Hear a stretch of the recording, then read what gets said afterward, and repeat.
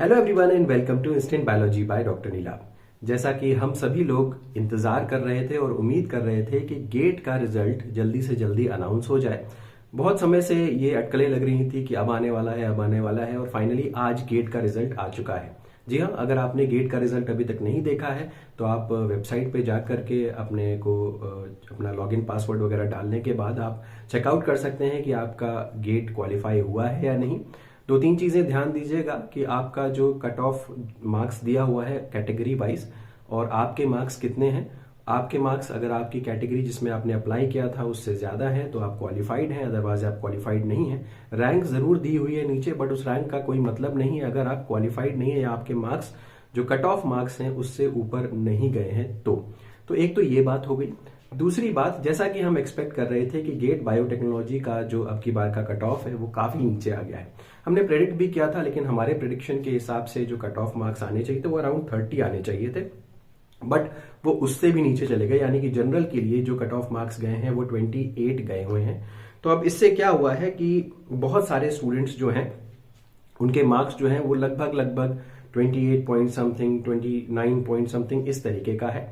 और वो कंटिन्यूअसली मुझे मैसेजेस कर रहे हैं कि हमारा रैंक क्या होगा, कितना चांसेस है। तो देखिए, एक बात समझ लीजिए कि अगर आप कट ऑफ के बहुत ज्यादा नजदीक हैं तो अच्छा कॉलेज मिलने की संभावना कम हो जाती है, और जितना आप कट ऑफ से दूर होते चले जाते हैं उतने आपकी सिलेक्शन होने की और बेहतर कॉलेज ऑब्वियसली मिलने की, सिलेक्ट तो आप हो ही गए गेट में, लेकिन आपके बेहतर कॉलेज मिलने की संभावना बहुत अच्छी होती हुई चली जाती है।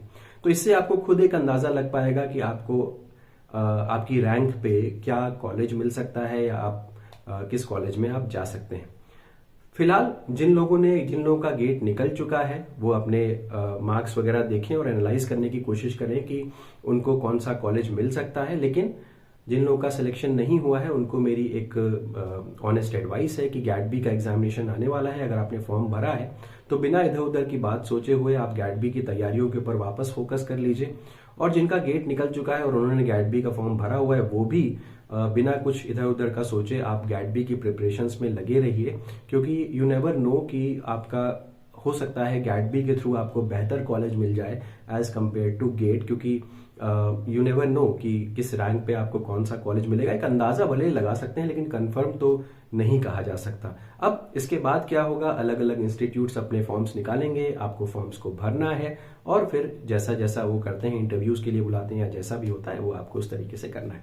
तो चलिए, थैंक यू सो मच और बहुत बहुत कॉन्ग्रेचुलेशन जिन लोगों का सिलेक्शन हुआ है। जिनको नहीं हुआ है तो उदास मत होइए और दोबारा से लग जाइए। Thank you.